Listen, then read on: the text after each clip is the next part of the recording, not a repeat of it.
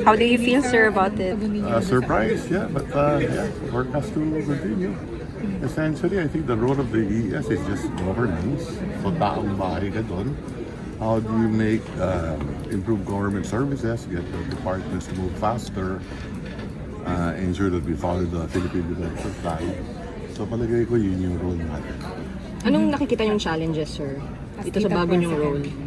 Wala naman talaga leader president eh. You cannot do miracles. No? But having said that, our job is to improve governance. Essentially, that's what it is. Ang taong bahay tayo dyan. So anong siguro last orders niyo sa DOF family? Bago niyo sila... Just follow the plan we laid out.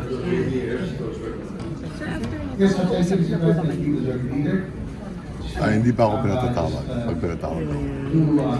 Pretty soon, if not today, tomorrow, I suppose. Yeah. Yung acceptance ni Presidente sa resignation ng Secretary Pangandaman, hindi pa-giving credence to Zaldico. No, I think she resigned kasi nabanggit yung syempre yung deposit niya. Or isn't that saying na totoo yung sinabi ni Zaldico? No, I don't think so. Okay. So, how do you look at that sa resignation ng Secretary Pangandaman? She is giving the president the free hand to investigate all the departments. Okay. Thank you, sir.